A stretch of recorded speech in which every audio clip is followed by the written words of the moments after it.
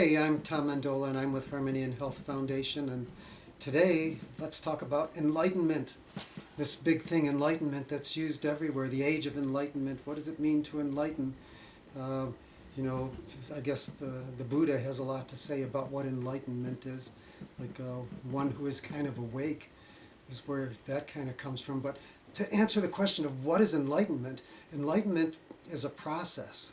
It's a process we as humans are going through. It's our natural inclination to, like, here we are talking to each other through this technology that's amazing. And I can say words and you can understand them and we can, like experience things together. So we're in this evolutionary process of enlightenment. We're inclined toward it. It's going to happen one way or the other. We're going to either suffer and get there or say, hey, look, this is what it is and we can do this, rather than go through the ego dramas. We can evolve from ego to witness, for one thing. Part of enlightenment is to go from the natural place of ego as we come in as human beings, animals. We're kind of on this process going from animal to angel. There's this question of, are we spiritual beings having a human experience, or human beings having a spiritual experience? I think the money's on the side of we're spiritual beings having a human experience, but it's almost like, when we thought the earth was the center of the universe. Come on, and we really believed that. We'd kill people if they went against that. But the earth, the center of the universe, and now we have the cell phone and the computer, and, we are seeing continuously how we are a part of everything. Not everything, but we are a part of everything. And it's pretty wonderful, this whole idea of what enlightenment is. It's a process of evolution.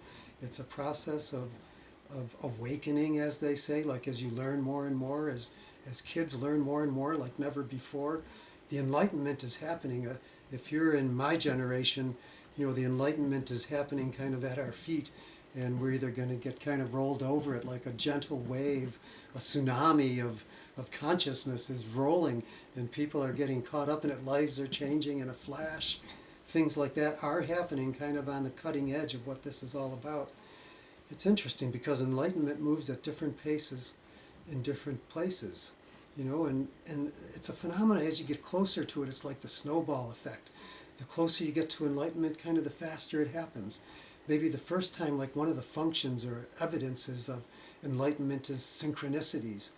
Like you might think of someone you haven't spoken to of a year, and then the phone rings and it's them. Like, what a synchronicity, but more people are having that experience. And the idea, like the snowball, getting it started is the hardest part. And once it starts rolling, it just goes faster.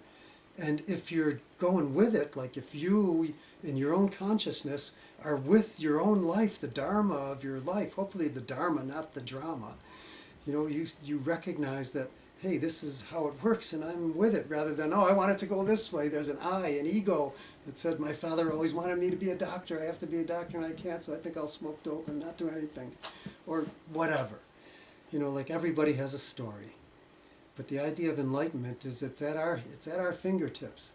And we might as well grab it before we're rolled over by it from our feet up even. It's there, it's easy, and maybe to consider, some of the tools to do that.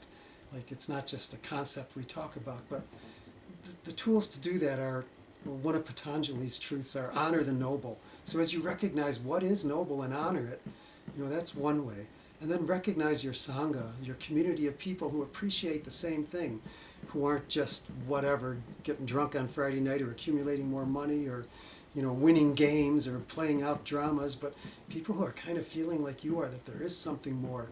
And as you get closer into that, life gets better, relationships gets easier, just your health is better, things like that. They're all indicators that you're on the path of enlightenment.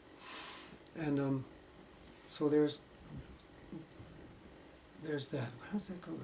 And then recognize that there are ways that you can find out more about it. Do your sadhana, read from scripture, find enlightened beings that whoever appeals to you, whatever you resonate with, and take the time to spend 10 minutes a day reading, inspired work. If you want to move your body, do a little yoga so that you're ready to read in a position of receptivity. But enlightenment is a process. We're all in it. It's our natural inclination. We're going there anyway. And better to put your hands on the wheel than have to put on your seatbelt and get bounced around. For today, namaste.